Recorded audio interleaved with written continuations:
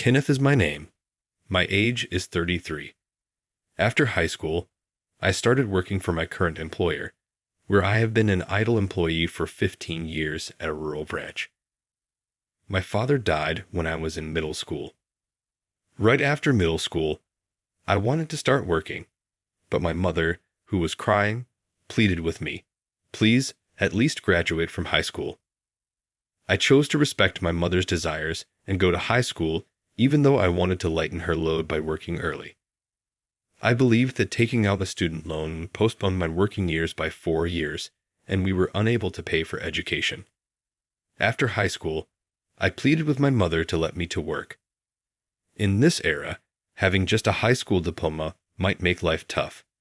My mother stated, acknowledging my sentiments, but she still agreed. I worked part-time at a business owned by my relatives while I was in high school.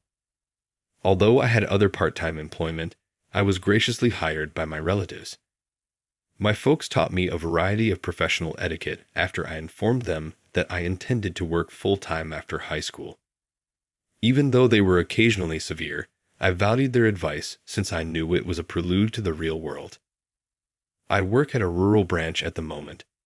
I handle documents and write internal newsletters. It's referred to as an idle position. There is no likelihood of promotion if you are assigned here. Employees from this department are actually the first to be let go amid layoffs.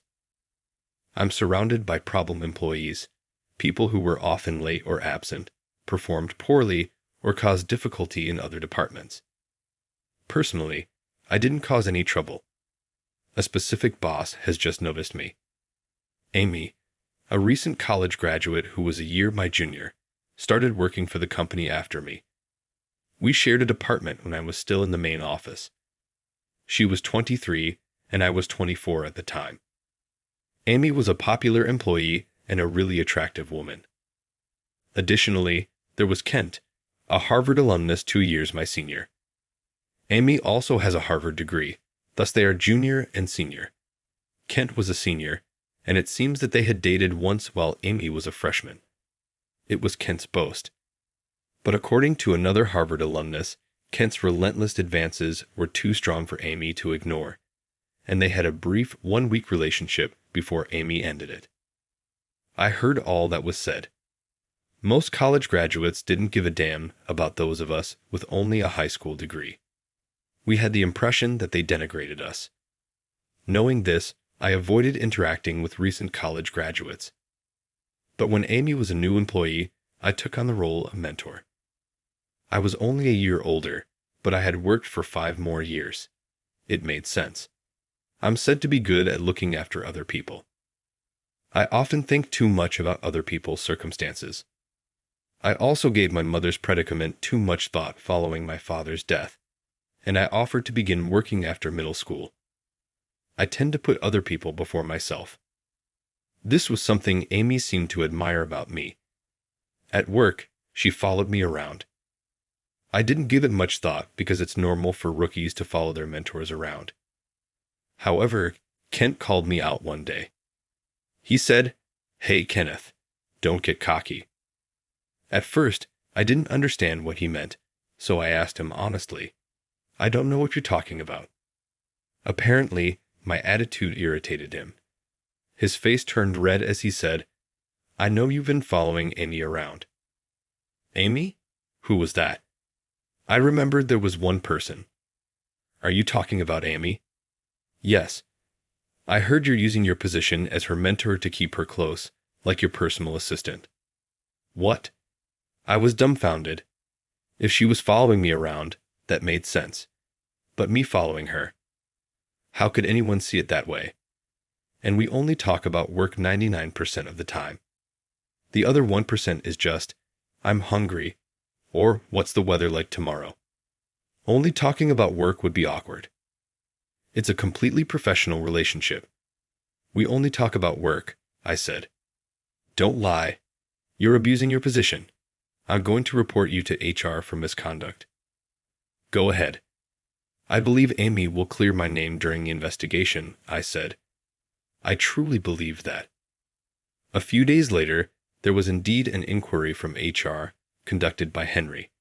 Both Amy and I answered normally. This seems strange. Are they questioning all new hires? Amy asked, tilting her head. I had an idea but said, who knows, and tilted my head along with her. After a while, Henry called me directly on the internal line. Kenneth, there's a report that you told Amy not to say anything that would be detrimental to you during the inquiry. What? I was shocked. I never said anything like that to Amy. There must be a mistake, I said. We received a tip, he replied. Who said that? It's not true at all. I can't reveal the source. HR will have someone monitor you. Your boss has also been told to keep an eye on you. Okay, I said and hung up. I hadn't done anything wrong, so I decided to continue as usual. But the thought of being watched made me uneasy. Not just that, knowing my boss would be watching me with suspicion was unsettling. I had worked so hard for the company. It was frustrating, but I couldn't think of a way to prove my innocence. A few days later, Henry called me again. Kenneth, we're removing you from your position as Amy's mentor. Excuse me. I was shocked. It's too sudden. Why? We received information from your boss that you're using your position to manipulate Amy. What? My boss? Was it Curtis, the division manager, or Sage, the section manager? Or perhaps I had one person in mind. Was it Mark? Mark, the supervisor, was drinking buddies with Kent.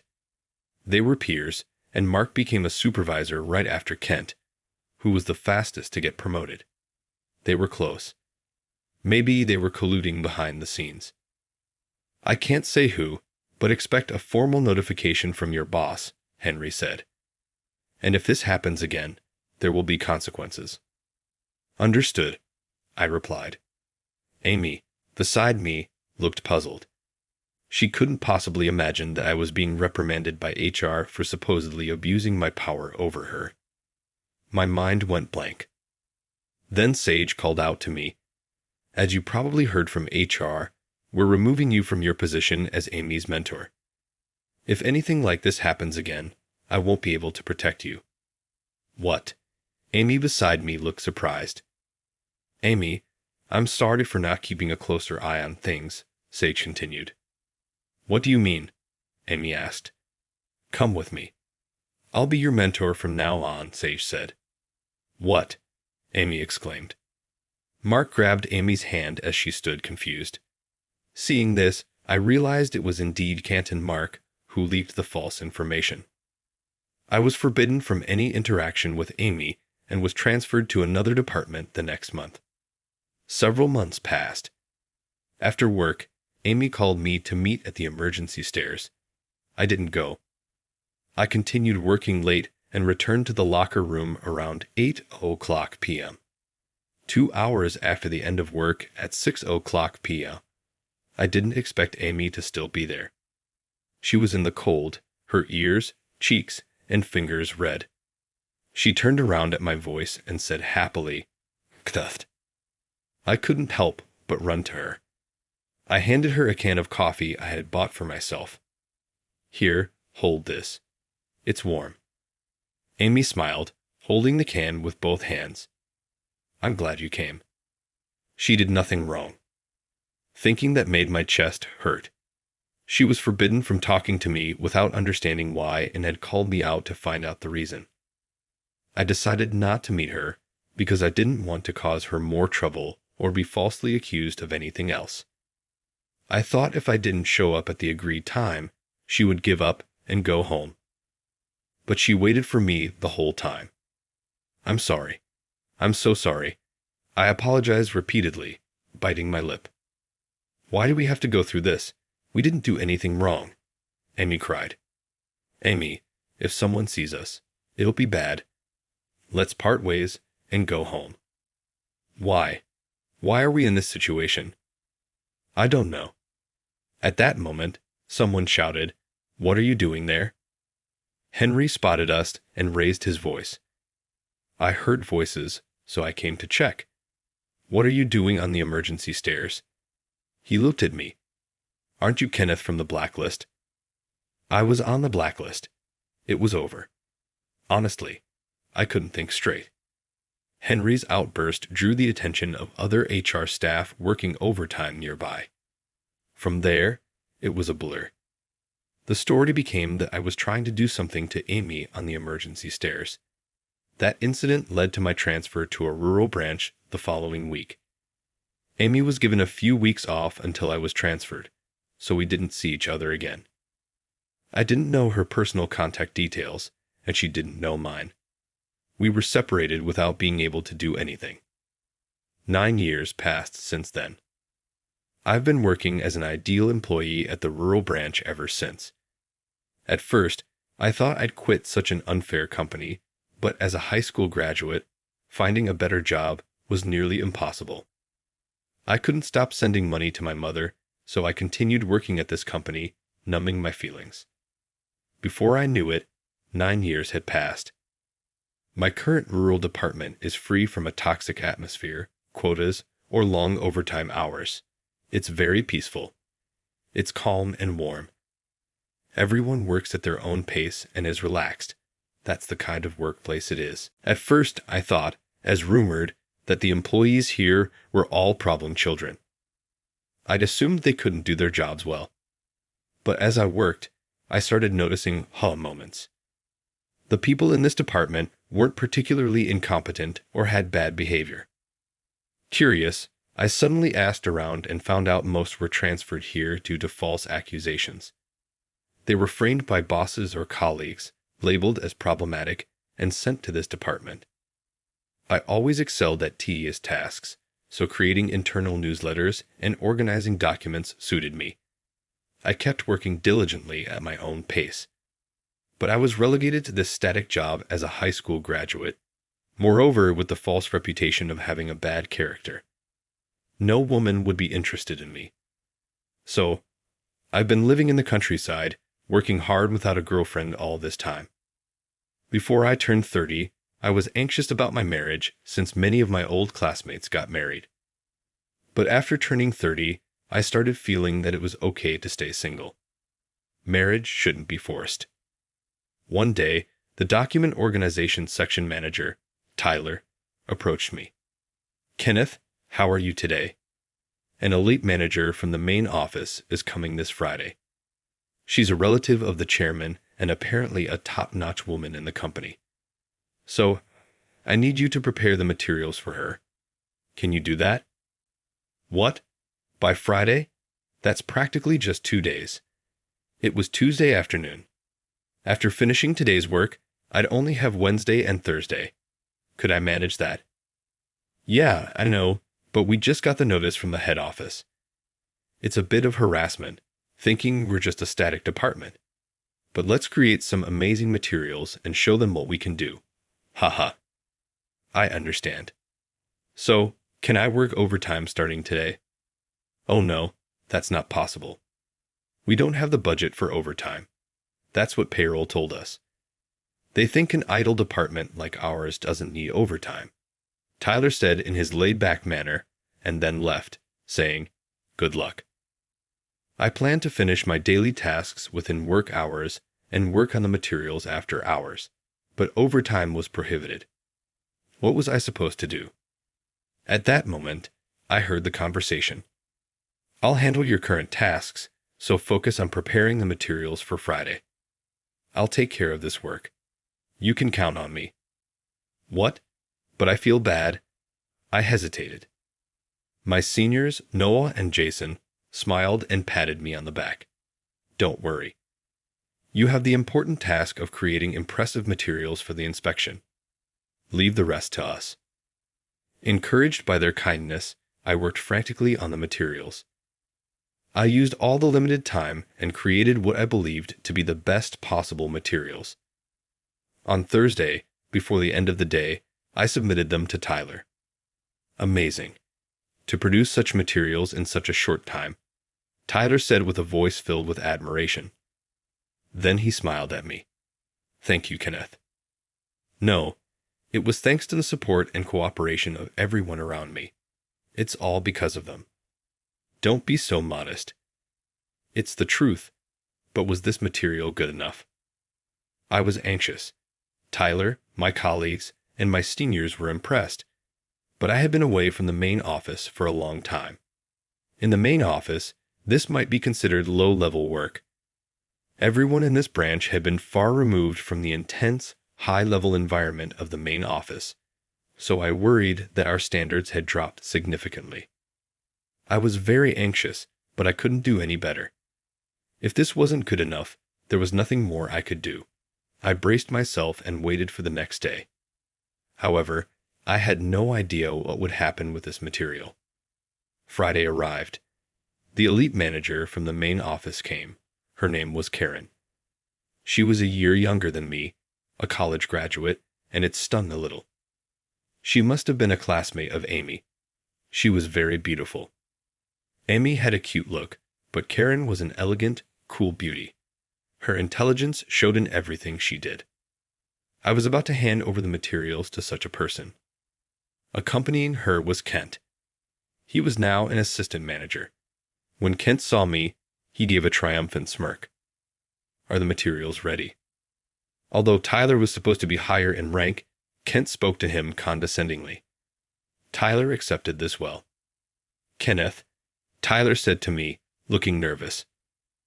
I quietly said, yes, and handed the materials to Karen. She slightly smiled and said, thank you. Then she began reviewing the materials on the spot. She read them silently, and after a while, she turned to Tyler with a stern expression. Tyler, who made these materials? Tyler, whose name was called, stiffened visibly. Yes, this was made by Kenneth here. What? You made this? Yes, I did. I nodded. Karen looked puzzled, comparing me with the materials. Karen, my apologies for the inconvenience. Forget about this lowly employee and let's move on, Kent said, giving me a contemptuous look and a sneer. Karen, with a somewhat dazed expression, moved on to the next department. It was a small branch, so as I went about my regular duties, I kept encountering Karen and Kent. Each time, Karen gave me a curious look. Eventually, Karen settled in our department, sitting in a conference room. As I was working quietly, Tyler called me. Kenneth, Karen wants to see you. Called out, I headed to the conference room. There, Karen sat with Kent, sitting one seat apart from her. I'm Kenneth, I said. Please sit, Karen told me, indicating the seat opposite her. Why are you in such a rural place? What is your position? I'm a regular employee. I can't believe it. Karen looked incredulous. I was surprised by her reaction. I've never seen such excellent materials. With all due respect, Karen, there are plenty of people in our company who can produce this level of materials. Kent laughed as he said this. Kent, did you really read these materials? Huh. Oh, of course. Kent's eyes darted nervously. Then you should know, right? The sources cited in these materials, or do you not know? The sources cited in these materials are from a recent scientific journal, right? It's from the UK and newly released. It's very niche, circulated only among specialists. I had always been interested in the field, so I decided to immerse myself in it. You say that easily, but the new research in this field, the important studies that only experts understand, they're filled with technical jargon. This is from a scientific journal. Only someone with a deep understanding could decipher this. Who exactly are you? I was at a loss. Who was I, indeed? As I hesitated, Karen added, and it's not just science. This part here, this is at the level of an international lawyer. You need knowledge of law and the ability to interpret scientific papers. It's impossible without both. I have obtained qualifications as an international lawyer, I answered honestly. I couldn't meet Karen's eyes. Her intense beauty was overwhelming. What? Kent shouted in disbelief. I had no choice but to continue. After being assigned to this department, I realized I had a lot of free time, so I decided to go to university. There's a well-performing international university here. Its law faculty is the only one that prepares for the international lawyer exam, so I studied there. You mean you worked full-time and attended university to get an international lawyer qualification? Karen held her head in her hands and shook it from side to side. You have such vast knowledge. Where did you get this scientific knowledge? It came naturally from studying various past cases. I can't believe such an amazing person is just a regular employee. Kenneth, would you like to return to the main office? Karen, bringing someone like him to the main office would tarnish his prestige, Kent protested. You didn't understand Kenneth's materials at all. If I had to choose between the two of you, I'd definitely choose Kenneth. Kent was taken aback by her words. Thank you for the offer, but as you can see, I've spent 9 years away from the main office environment. I might be more of a hindrance if I returned. What are you talking about? You're far more suited to a managerial position than I am. After a few rounds of back and forth, I finally gave in to her determination. I would return to the main office after 9 years. I felt like Rip Van Winkle. As I left the conference room, my colleagues and seniors, who had overheard the conversation, congratulated me. I was really fortunate to have such great companions. I almost cried. I would return to the main office on Monday. I felt my legs tremble as I headed to work. I could see the emergency stairs from that time when I was found talking to Amy. My heart ached. I wondered what had happened to Amy. All employees could access the organizational chart, so I could check. I occasionally looked to see where Amy was. She was now 32. It wouldn't be surprising if she were married, but her last name hadn't changed. Some people keep their maiden names after marriage. Given how cute she was probably married or had found someone great. What was I thinking? I stopped myself. Right, Amy, and I didn't have anything between us. Nothing at all. Kith. A voice called from behind on my way to the entrance. I realized who it was before I turned around. Slowly, I turned. In front of me stood Amy, whom I hadn't seen in 9 years. She had become much more mature, but she still had the same delicate charm. She started crying in front of me. I hurried over to her and handed her a handkerchief. I didn't want to get into trouble on my first day back by making a woman cry in such a public place. What should I do? Kenneth, it's really you. Amy smiled through her tears. I couldn't help but smile too. We agreed to meet after work. I wasn't afraid of Kent anymore. I had been called back to the main office as a manager. I could stand up to Kent's harassment with my new position. After 6:00 p.m., we met at the agreed place. Seeing her waiting in the cold reminded me of 9 years ago. I pretended to hold a can of coffee as I approached her. Here, warm up with this, I said, extending my hand as if I were holding a can of coffee. To my surprise, she took my hand.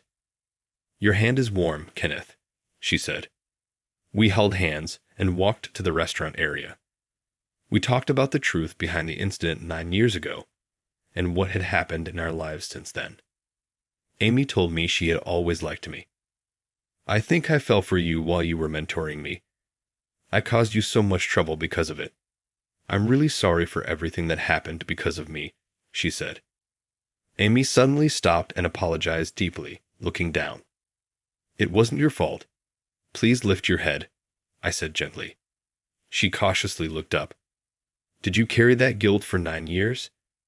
Maybe that's why she was still single. She hadn't dated anyone in those 9 years. Then please forget about it. Be free. Okay. I'm sorry for these 9 years. No, it's not that I haven't dated anyone in these 9 years because, Amy fidgeted. Kenneth, I love. Before she could finish, I spoke. I love you, Amy. Amy's eyes widened, and tears streamed down her face. Me too, she said. That's how Amy and I became a couple. In those 9 years, I had many experiences, but each one shaped who I am today. At first glance, some events might seem unlucky, but looking back, they might have been good turning points. Perhaps turning misfortunes into allies makes one stronger. With such thoughts, I went to sleep that night. Amy now holds a supervisory position at the main office. Moreover, Amy, about these materials. Yes, Amy and I are working in the same department again. Most of the HR people from back then are no longer in the department, so a reinvestigation of past incidents was conducted. Amy and I were interviewed, and with the help of many people, I was finally proven innocent regarding the past incident. Amy had grown into a very dependable supervisor over those 9 years. We've kept our relationship a secret at work. Even though we're not at an age where we need to hide it, it just feels right. When we're alone, we talk. I never thought I'd get to work under you again, Kenneth. Me neither, Amy. I thought I'd be stuck at that branch until retirement. But the people at the branch were nice too, right? Yeah, they were. After my case was proven to be a wrongful accusation, I strongly requested reinvestigations for the others at the branch.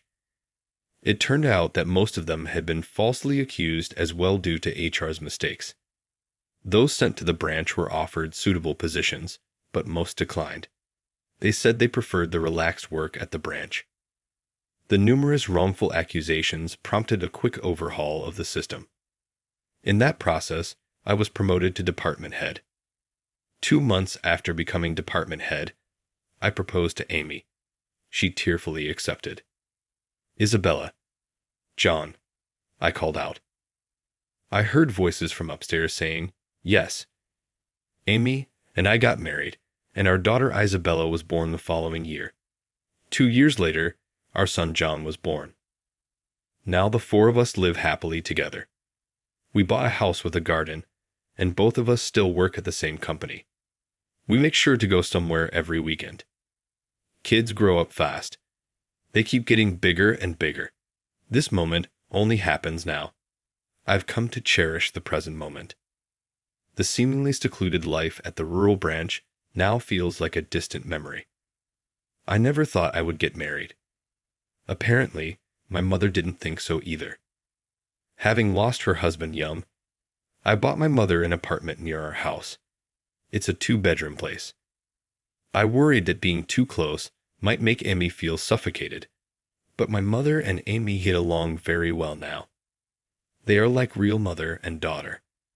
I'm really glad I was able to let my mother hold her grandchildren. Life is truly unpredictable. Karen, who gave me a turning point, is now working hard as a department head. I also want to work hard for my precious family and cherish the time spent with them on weekends.